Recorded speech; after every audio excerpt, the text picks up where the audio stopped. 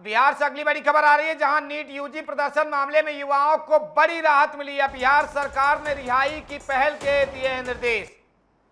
तो राजधानी पटना से इस वक्त की बड़ी खबर हम आप तक पहुंचा, जहां प्रदर्शन मामले में युवाओं को बिहार सरकार ने राहत दी है। रिहाई की पहल के निर्देश दिए गए हैं। डीएम एसपी को बंद युवाओं के मामले की समीक्षा के दिए गए हैं आदेश। नाबालिग प्रदर्शनकारियों को तुरंत रिहा करने का निर्देश जारी।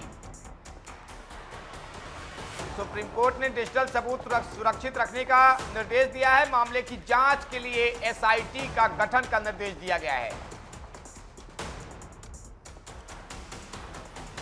इस पूरे मामले में बातचीत के लिए हमारे साथ बालेश्वर प्रसाद लगातार बने हुए। बालेश्वर जी, नीट यूजी प्रदर्शनकारियों में एक तरफ सुप्रीम कोर्ट का भी बड़ा फैसला आया है कि जो 18 साल से कम के नाबालिग उनको तत्काल रिहा करे, दूसरी तरफ सरकार ने भी पत्र जारी किया है प्रदर्शनकारियों पर कुछ कार्रवाई नहीं हो पाएगी। क्या कुछ पूरा अपडेट है इसमें अभी?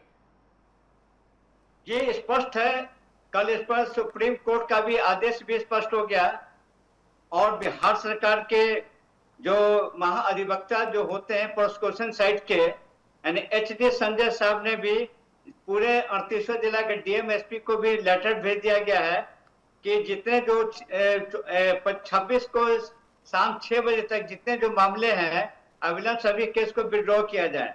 और सबसे बड़ी बात इसमें यह है कि हाई कोर्ट ने 4 आदेश पारित किया है। पहला आदेश पारित किया कि वैसे छात्रों को तुरंत रिहा किया जाए जिनकी उम्र 18 साल से कम हो।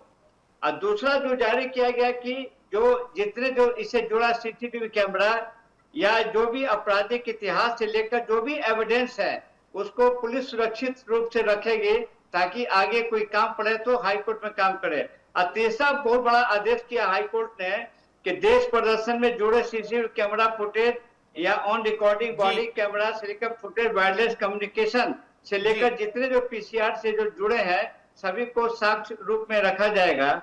और उसके बाद सबसे पहले ये कि स्वतंत्र रूप से जांच हो, निष्पक्षता उस जांच में आनी चाहिए। और चौथा आदेश ये हुआ कि ये दिल्ली सरकार में जितनी जो दर्ज प्राथमिकी है इसके अलावा अन्य राज्यों के साथ साथ बिहार में भी कि रखा गया कि मुख्य सचिव इसकी जांच पड़ताल करेंगे और ऑनरेबल हाई कोर्ट जो भी आदेश होगा इसका पालन करेंगे। यानी एक अच्छी खबर, सुप्रीम कोर्ट का भी गाइडलाइन आ गया और इधर बिहार सरकार के समान शाखा से भी लेटर इश्यू हो गया है। इसके साथ साथ जो प्रदेश के महाधिवक्ता एचडी संजय साहब के आदेश निर्गत हो गया है। और यानी कि देखा जाए तो एक अच्छा पहल और बहुत लोग जेल से छूटना भी आपको शुरू हो गया। सबसे चर्चित तेज प्रताप यादव जो सबसे चर्चित बिहार में थे जिनकी गिरफ्तारी हुई थी, वो भी अपने 5 सहयोगियों के साथ कल शाम को जेल से मुक्त हो गए और यही अच्छी खबर। जी अरुण जी।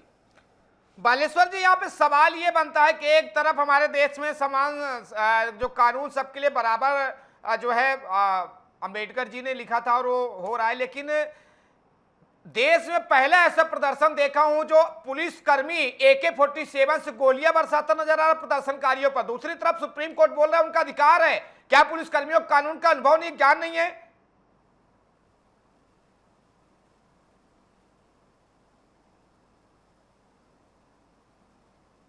जी जी जी, हम कहना ये चाहेंगे कि सबसे पहले जो AK-47 के जो बात आई थी, आपको सिवान की घटना थी और सिवान की घटना के इसकी पुष्टि वहां मिस्टर पूरन झा आईपीएस ने स्पष्ट कर दिया कि AK-47 तो पुलिस ने यूज नहीं किया और ना लॉ और ऑर्डर में यूज किया था। ये किसी तरह की जो अफवाह फैला हुआ था, अफवाह को गलत पाया गया। लेकिन बाकी जो चार्जेज है, भारतवर्ष के पहला केस होगा कि इस तरह से संवेदनशीलता के आधार पर कि एक सेंट्रल सरकार की एक अच्छा स्कीम इसलिए माना जाएगा कि बच्चों का करियर खराब ना हो, जनहित, देशहित और भविष्य के ख्याल रखते हुए एक स्पेशल कानून जो लागू हुआ है। इस पर कई पक्ष है, कोई कुछ कहता है, कोई कुछ कहता है, लेकिन अलबत्ता कुछ भी कहा जाएगा कि जो भी आदेश हुआ है एक सही और सटीक इसको माना जाएगा। जी अरुण जी। शुक्रिया बालेश्वर जी, आप हमारे साथ बने रहें।